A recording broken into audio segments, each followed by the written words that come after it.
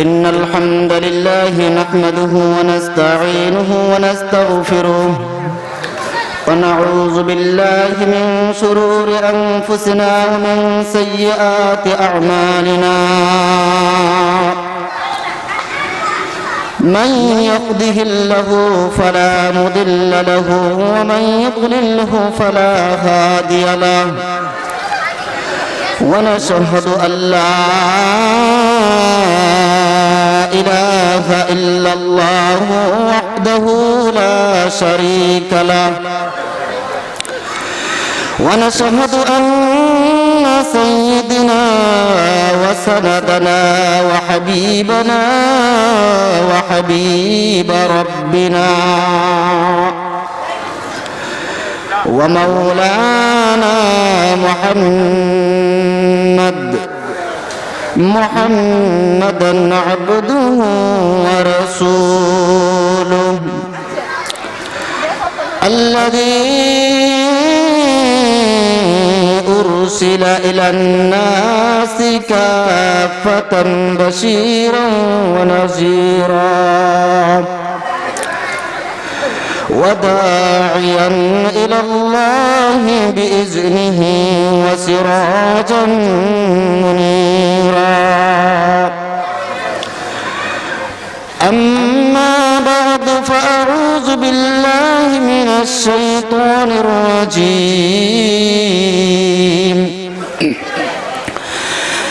بسم الله الرحمن الرحيم والضحى والليل إذا سجى ما ودعك ربك وما قلى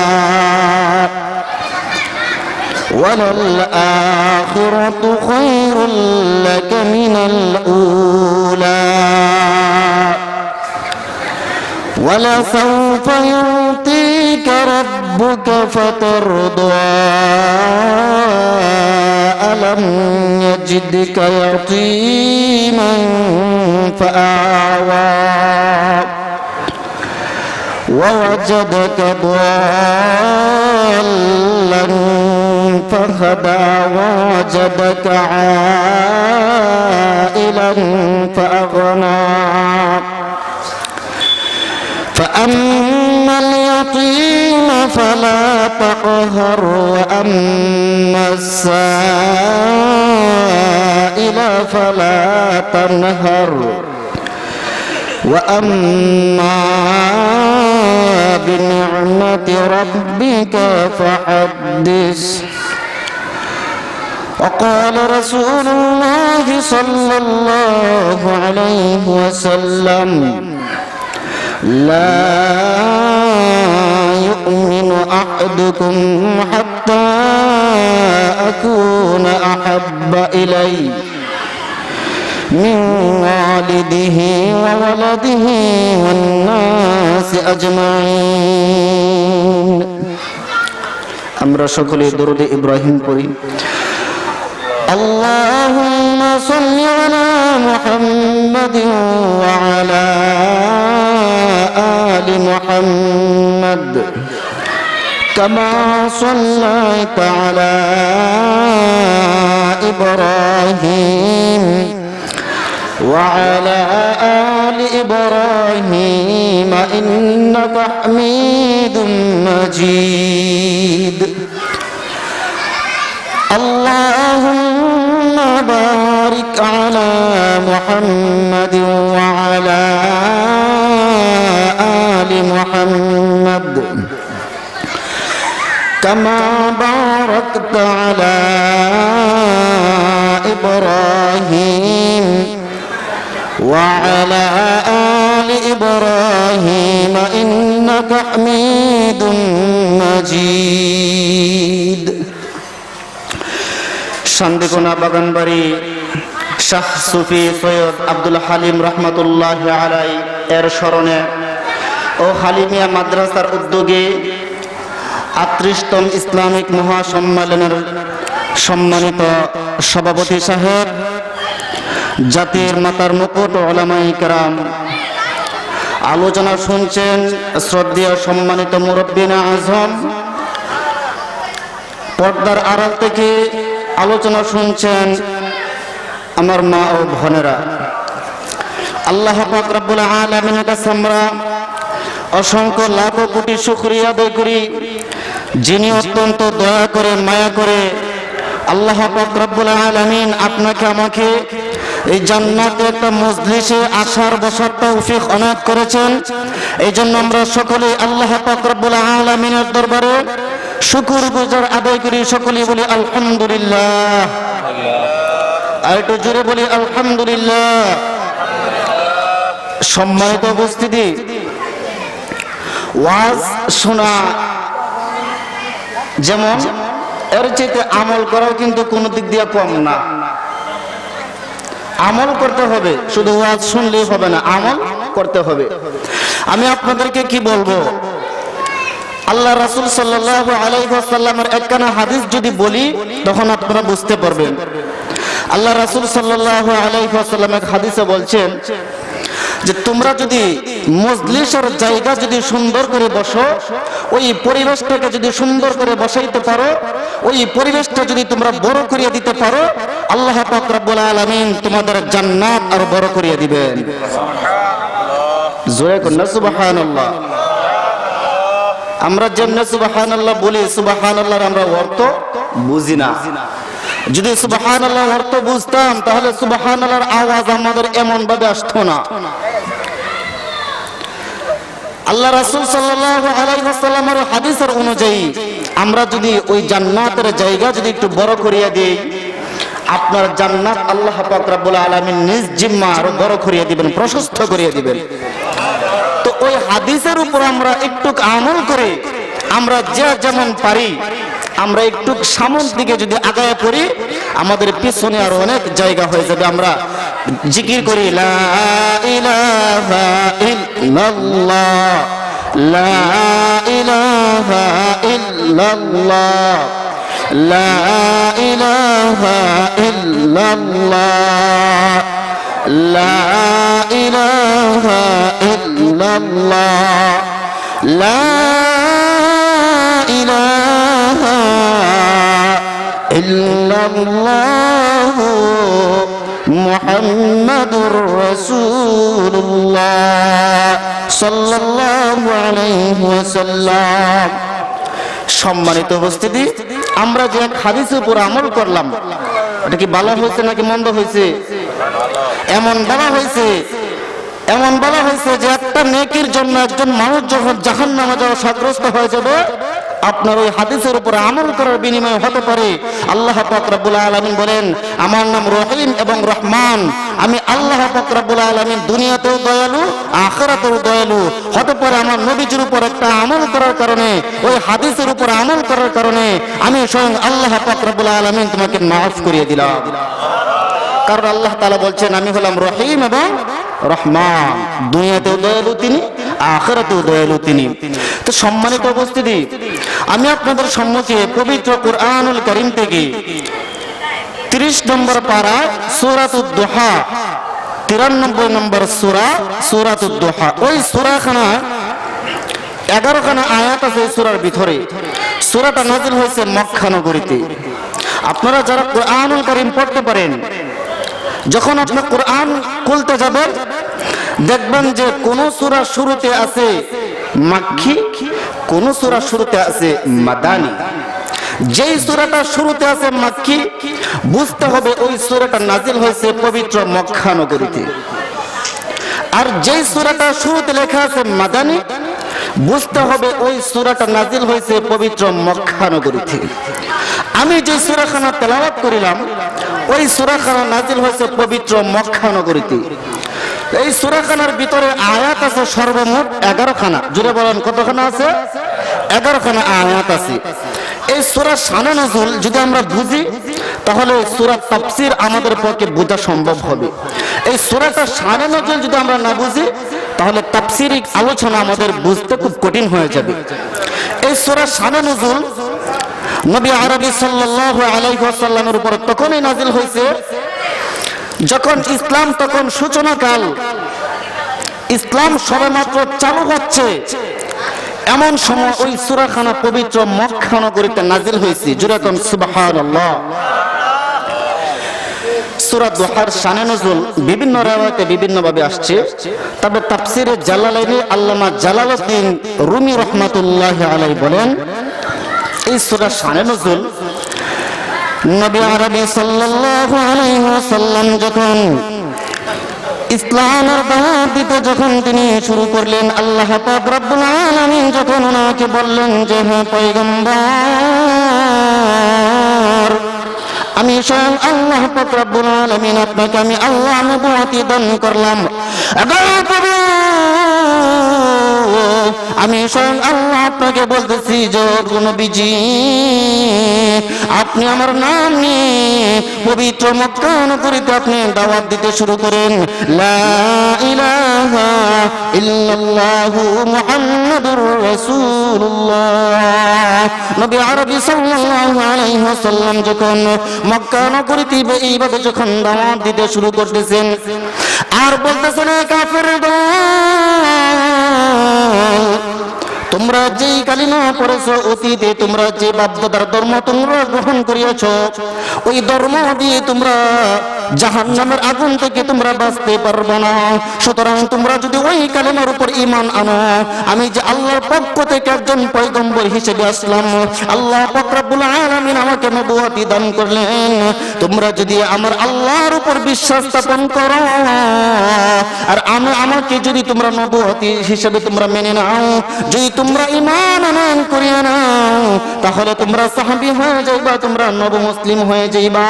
আর যারা নব মুসলিম হবে, আল্লাহ পাক রব্বুল আলামিন তাদেরকে জান্নাতুল ফেরদৌস দান করিবে।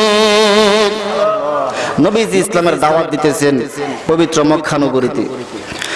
কিছু কিছু কাফেররা আসিয়া বলতেছে যে আমরা নবী আরবি সাল্লাল্লাহু আলাইহি ওয়াসাল্লামকে কিছু প্রশ্ন করব, এই প্রশ্ন করি আমরা জানবো যে সে আসলে কি সত্য নবী নাকি মিথ্যা নবী নাকি ভণ্ড নবী, সে কি আসলে ভণ্ড নবী নাকি সত্য নবী, এটা আমরা যাচাই করব। যদি দেখা যায় যে সে সত্যই নবী, আমরা কত হইলাম তার কাছে আমরা ঈমান আনিয়ে মুসলমান হয়ে যাব। আর যদি শোনা যায় যে না সে ভণ্ড নবী, মক্কা নগরীতে আমরা জানাই দেব সে আব্দুল্লাহর ছেলে মুহাম্মদ ভণ্ড নবী, তার কাছে গিয়ে তোমরা ঈমান আনিও না, আমাদের বাপ দাদার ধর্ম মধ্যে আর চুনকালি মাখিও না। নবী আরবি সাল্লাল্লাহু আলাইহি ওয়াসাল্লামের কাছে আসিয়া তিনটা প্রশ্ন করেছিল, তার মধ্যে দুজন ছিল পুরুষ, একজন ছিল মহিলা। নবী আরবি সাল্লাল্লাহু আলাইহি ওয়াসাল্লামের কাছে আসিয়া বলতেছেন, ইয়া রাসূলুল্লাহ, ইয়া হাবিবাল্লাহ, আগো নবীজি, আমরা আপনাকে তিনটা প্রশ্ন করব, যদি আপনি তিনটা প্রশ্নের জবাব আপনি দিতে পারেন, আমরা কথা দিলাম আমরা সকলেই আপনার কাছে ঈমান আনয়ন করব, আমরা আপনার কাছে নব মুসলিম হয়ে যাব। আর যদি তিনটা প্রশ্নের জবাব আপনি দিতে না পারেন, তাহলে আমরা জানাইয়া দিব আপনি হলেন একটা ভণ্ড নবী। জুরে কন্না নাউযুবিল্লাহ। আমাদের নবীজি কি ভণ্ড নবী নাকি সত্য নবী? কেমন সত্য? আল্লাহ পাক রব্বুল আলামিন নিজে বলেন, মা কানা মুহাম্মাদুন আবা আহাদিন মির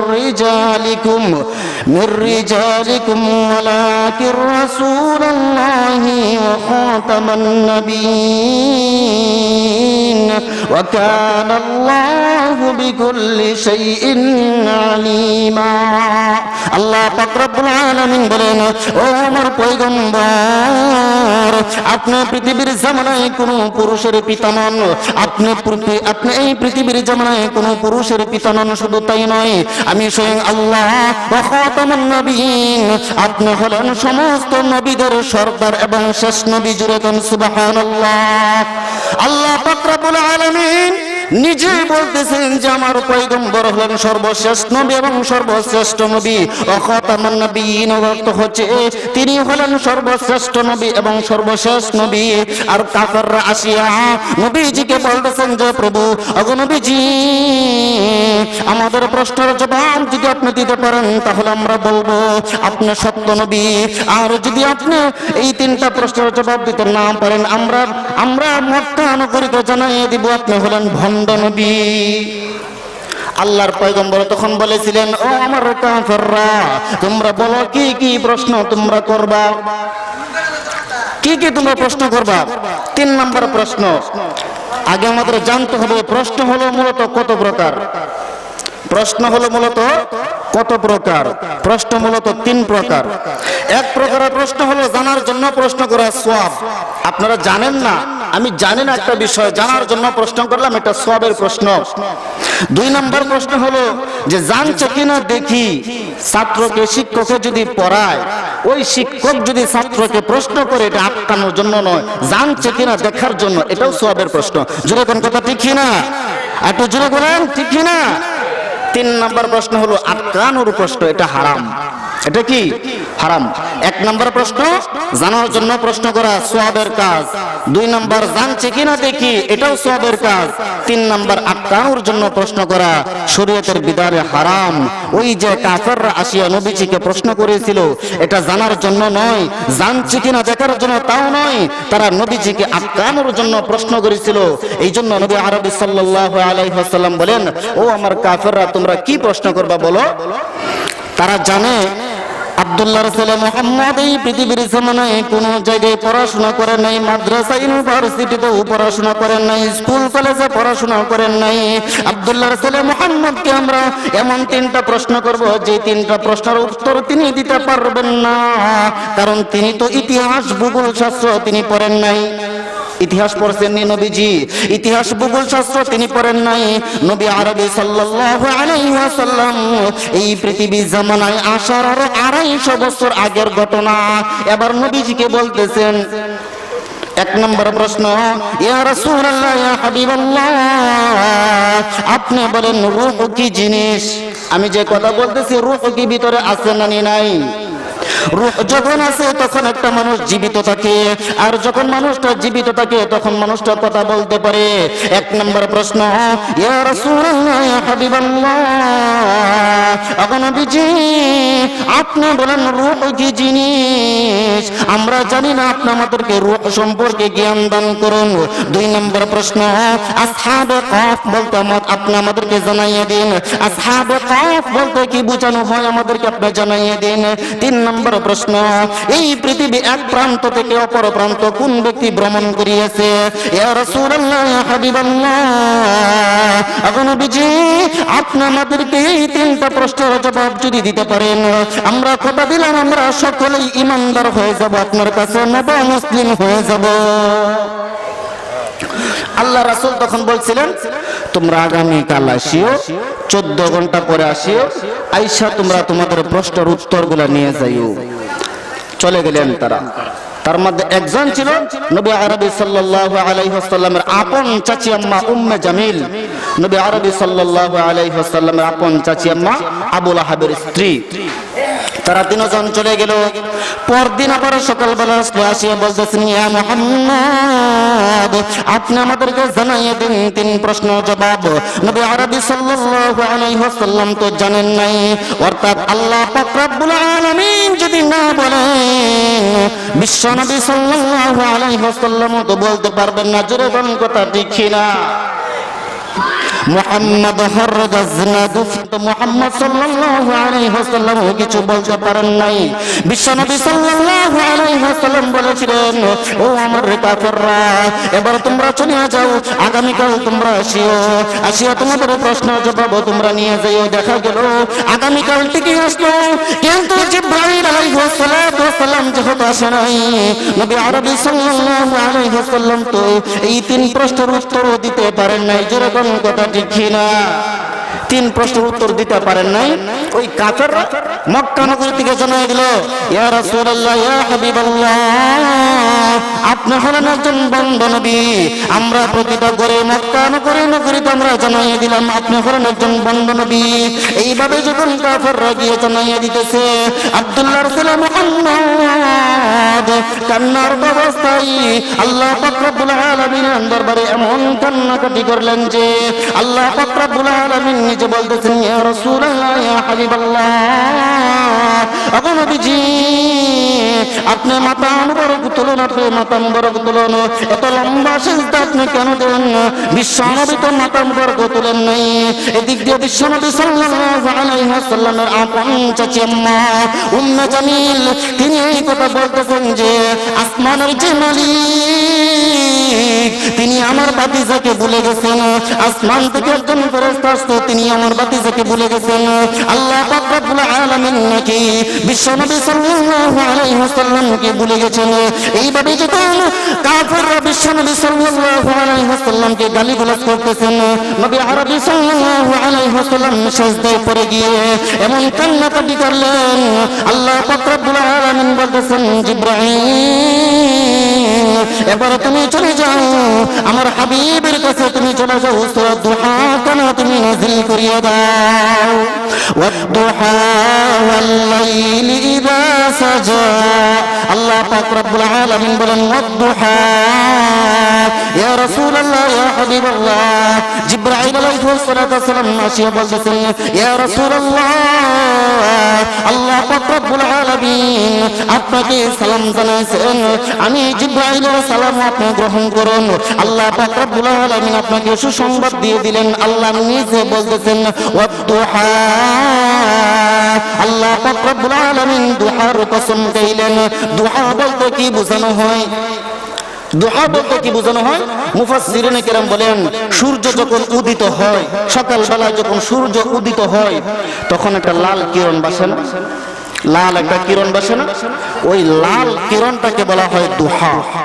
সূর্য যখন উদিত হয় ওই সময়ের কসম আল্লাহ পাক রব্বুল আলামিন নিজেকে বলতেছেন ওয়াদ-দুহা, দিনের শুরুর কসম কইলাম, ওয়াল-লাইল আমি আল্লাহ পাক রব্বুল আলামিন রাত্রের কসম কইলাম, রাত্রের কোন ভাগের কসম কইলাম ইদা সাজা, রাত্র যখন গভীর হয় গভীর রজনীর কসম কইয়া আমি স্বয়ং আল্লাহ পাক রব্বুল আলামিন বলতেছি মা ওয়াদ্দাকা ইয়া মুহাম্মদ রাব্বুকা ওয়া মা قلا ما ودعك ربك يا محمد ربك وما قلا। নবীজি আমি স্বয়ং আল্লাহ পাক রব্বুল আলামিন সূর্য যখন উদিত হয় ওই সময়ের কসম কইলাম, রাত্র যখন গভীর হয় গভীর রাত্রের কসম কইলাম, আমি স্বয়ং আল্লাহ দুইটা কসম করে বলতেছি মা ওয়াদ্দাকা ইয়া মুহাম্মদ রাব্বুকা ওয়া মা ক্বালা। নবীজি আমি স্বয়ং আল্লাহ আপনাকে ভুলি নাই, আমি স্বয়ং আল্লাহ আপনার প্রতি অসন্তুষ্ট হই নাই, আমি স্বয়ং আল্লাহ আপনার প্রতি নারাজ হই নাই।